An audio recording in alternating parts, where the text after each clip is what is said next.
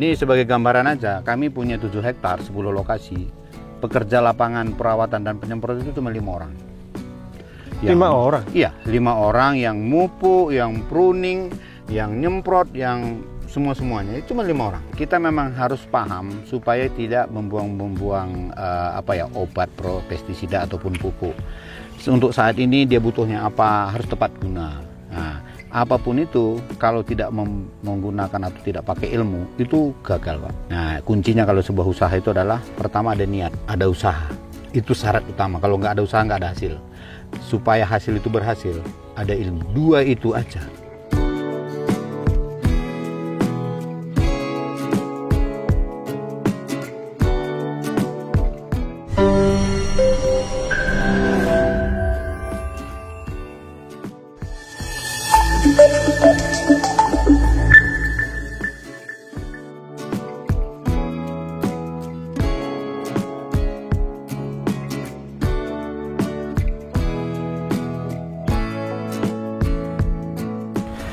Halo warga Taniling, ketemu lagi dengan saya Rizky Pratama di channel Taniling TV.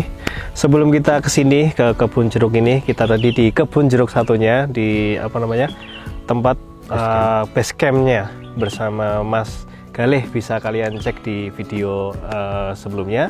Kali ini saya bersama Bapak Ronang akan bahas lagi mengenai jeruk di Tanah Merapi yang berlokasi di Klaten. Tepatnya nanti bisa kalian cek di Google Maps Tanah Merapi. Selamat siang Bapak Ronang. Selamat siang. Apa kabar hari ini? Alhamdulillah sehat. Alhamdulillah segar seperti jeruk-jeruk yang ada di sini ya. Betul. Nah, ini kita nanti izin Pak, mohon izin untuk membahas mengenai perawatan jeruk. Siap. Mengenai teknis budidaya jeruk dan juga apapun itu tentang ngerawat jeruk-jeruk yang ada di sini. Siap. Mungkin kita sambil jalan-jalan boleh kali ya? Boleh. Oke. Monggo saya ikut. Jangan mau kemana dulu nih? Ya ini terima kasih. Perkenalkan teman-teman kami dari Agrowisata Petik Jeruk Tanah Merapi. Untuk saat ini kami sudah menanam jeruk 7 hektar. Itu ada 3 varian. Okay. Varian pertama itu yang kita sekarang ini adalah keprok madu nih. Keprok madu? Ya. Oke. Sedangkan yang di lahan yang lain itu ada siam madu dan ada juga super madu.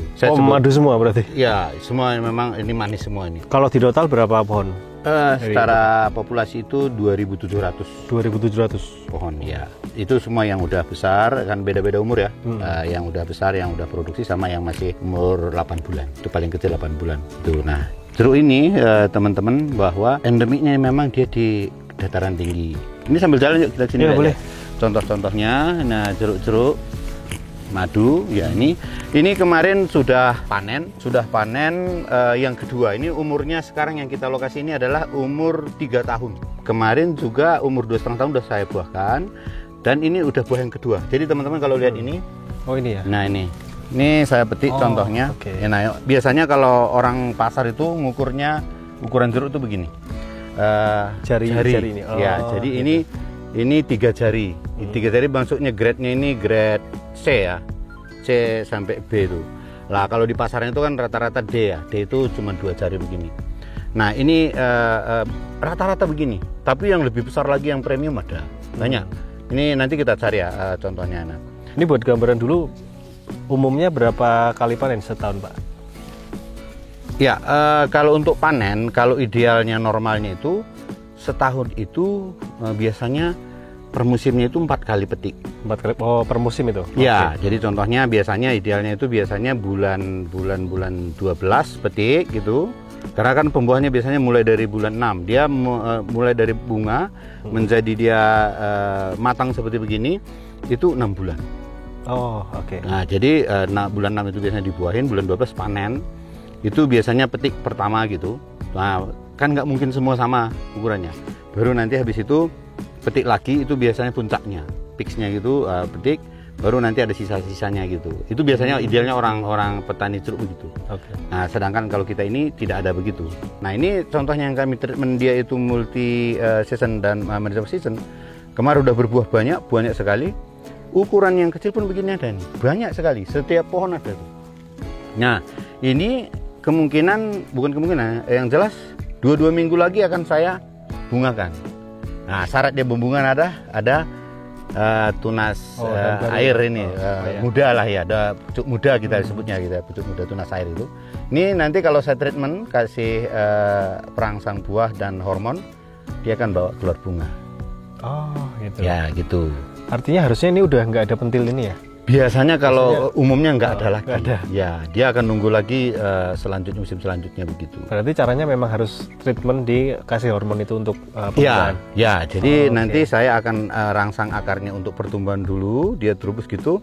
Pas dia terubus itu baru udah mulai terus begini, nanti saya injek lagi dengan perangsang bunga, dia keluar bunga.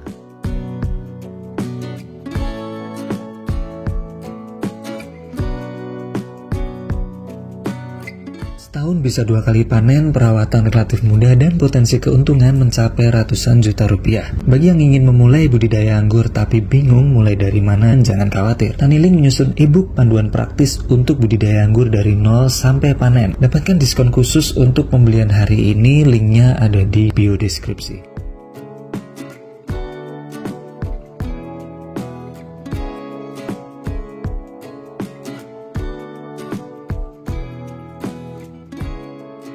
Ketika pembuahannya diperbanyak ya otomatis ya? Ya. Karena tambah-tambah lagi itu apakah juga berpengaruh untuk kualitasnya dirasa ataupun di size-nya gitu Pak? Ya, kalau untuk rasa itu biasanya dari unsur haranya, unsur hara kalium ya, unsur K ya. Di Balai Rantai ini kan tekstur tanahnya itu kan pasir batu.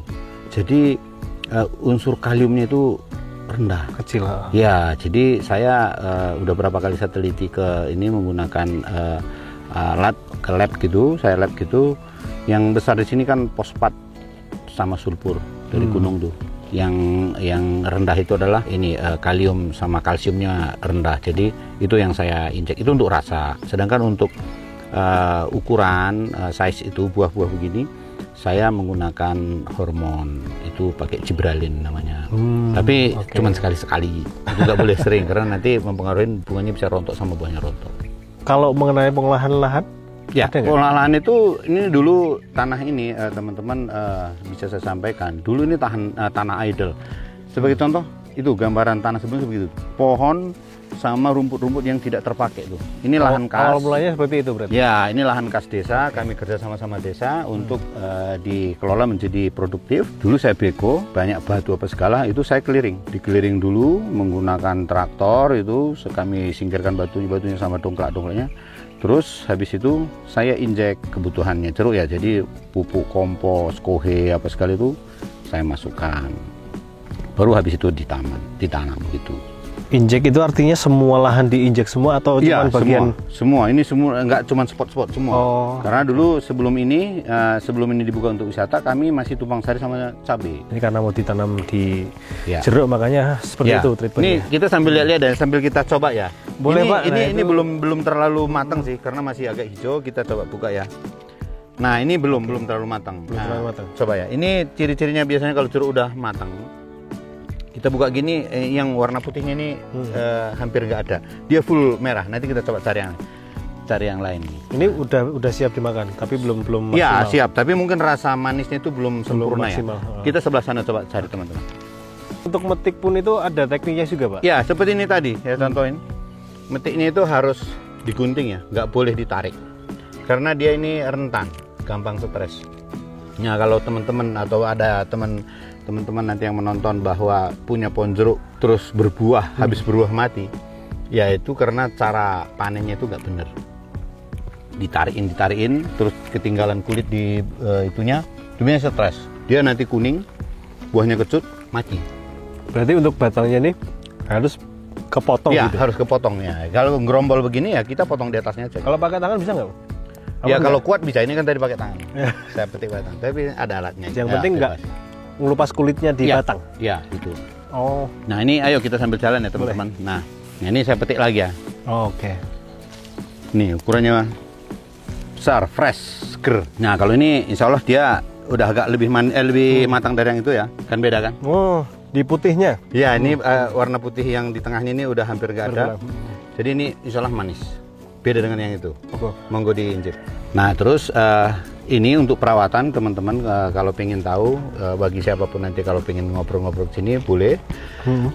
Kita untuk perawatan itu semprotnya itu seminggu sekali. Semprot apa nih? Insek. Ya, untuk hama ya. Yang biasanya kita semprot itu adalah anti jamur, terus habis itu anti hama, lalat buah. Sama sedikit saya tambahin hormon berkala gitu. Hormon itu yang ada unsur gibralinnya itu supaya untuk membesarkan ukuran buah. Nah, sedangkan pemupukan ini tadi yang dilakukan teman-teman ini. Nah, ini pemupukan kita biasanya itu untuk kimia NPK itu kita 2 bulan sekali. Itu kita tabur keliling begini. Nah, ini ada piringannya. Dan untuk kotoran hewan kohe itu 6 bulan sekali. Lebih lama? Iya, lebih lama karena dia lebih awet ya gitu. Kalau kimia itu cepat. Nah, itu yang kami lakukan untuk perawatan gitu. Mengenai organik tadi 70% ya? Iya, jadi organiknya itu nanti lebih banyak. Dia ini biasanya 2 angkong gitu. Di jumlahnya yang lebih iya, secara jumlah itu. Nah, sedangkan kimia itu dikit, pemancing ini aja, starter lah saya sebutnya begitu. Starter supaya terangsang akarnya karena lebih cepat ya. Nah, ketika nanti udah ada starternya, ada kohe di sekitarnya, dia akan makan. Coba lu mana? Saya cobain yang ini belum saya cobain ya. Lalu di sini tadi. Beda rasanya dengan yang tadi. Manis sekali teman-teman, monggo. Nggak ada kecutnya. Kalau tadi masih ada kecutnya. Padahal masih agak hijau, tapi kan udah agak kuning dia. Semburat lah kalau orang Jawa bilang. Nggak harus kuning banget berarti. Nggak harus. Gitu.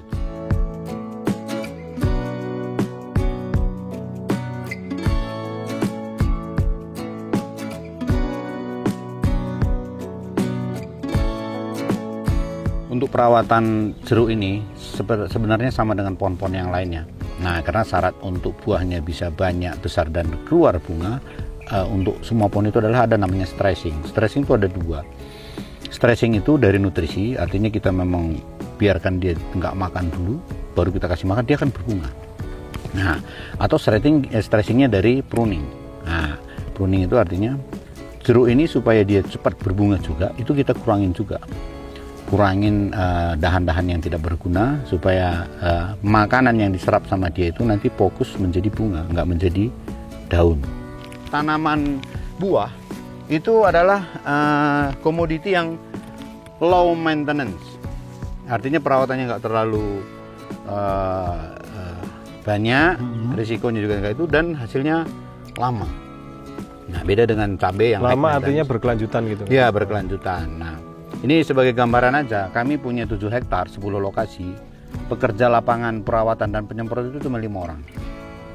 5 orang? Iya, 5 orang yang mupuk, yang pruning, yang nyemprot, yang semuanya. Itu cuma 5 orang. Mengenai efisiensi untuk perawatan tentang apapun, memaksimalkan perawatan di 7 hektar luasan lahan. Ya. Apakah sama dengan kebun yang lain, ataupun beda secara efisiensi dari permodalan, anggaran lah ya, anggaran dari yang tadi tenaga kerja dan juga lain-lain. Ya, jadi teman-teman nanti menjadi bahan referensi juga ya. Kalau kita itu melakukan sebuah bisnis apapun itu, ini sekarang kita bicara masalah tani, kita memang harus membuat konsep namanya smart farming ya. Smart farming artinya petani cerdas lah. Udah nggak zamannya kita itu kerja keras, kita sekarang itu harus kerja cerdas. Apapun itu kita harus memikirkan cost kan gitu kan. Karena kalau costnya terlalu membludak nanti nggak masuk di ujung-ujung daripada tujuan kita untuk profit. Karena kalau nggak ada profit, sebuah usaha tidak bisa jalan. Nah, bagaimana kami melakukan ini bisa efisiensi? Adalah pertama, kami menggunakan teknik tani modern itu, Om. Jadi semua itu perawatan itu yang bisa menggunakan mesin, kami pakai mesin. Merabu itu masih itu, tapi ngantar ngusung-ngusung itu mobil masuk keliling nih, nggak diusung, nggak dipakai angkong, mobil masuk seperti yang tadi. Terus nyemprot pun pakai mesin. Bayangin 7 hektar itu nyemprotnya 2 hari selesai. 2 hari itu selesai. Mobil masuk sini bisa masuk berarti? Sini mobil, mereka cuma duduk-duduk gitu. Nah, jadi pekerjaan itu asik, nggak capek. Masuk nyemprot, duduk di mobil. Oh, makanya 5 orang cukup. Nah, Terus kita memang harus paham supaya tidak membuang-buang obat pestisida ataupun pupuk. Untuk saat ini dia butuhnya apa, harus tepat guna. Nah, apapun itu kalau tidak menggunakan atau tidak pakai ilmu itu gagal, Pak. Nah, kuncinya kalau sebuah usaha itu adalah pertama ada niat, ada usaha. Itu syarat utama. Kalau nggak ada usaha nggak ada hasil. Supaya hasil itu berhasil, ada ilmu. Dua itu aja. Untuk ilmu, kami belajarnya ke orang-orang gagal. Cari orang-orang gagal, kemarin kami ke Jember, ke Medan untuk cari referensi yang gagal-gagal, bukan cari kebun jeruk yang bagus, tapi cari kebun jeruk yang gagal. Maka petaninya akan cerita dia masalahnya apa, sekarang apa. Itu tinggal kami inventarisir gitu, catat, kami cari solusi, bikin solusi, menganalisa solusi. Ya solusi banyak di YouTube, banyak apa segala. Sehingga kami lama-kelamaan menjadi cerdas dan paham karakter tanamannya. Sehingga ketika kami menyemprot dan memupuk itu tepat guna. Itu sangat efisien. Daripada asal dikasih pupuk, dikasih obat, apa segala, orang cerita, itu belum tentu bagus. Memang harus dipahami. Teman-teman bisa lihat di sini jeruknya semua subur-subur, umur 3 tahun, udah dua kali panen ini, udah buah kedua ya, bukan 2 kali panen. Kalau panennya itu tiap hari. Karena itu udah 2 kali dia seasonnya. Nah, ini gambarannya dari inspirasi gitu.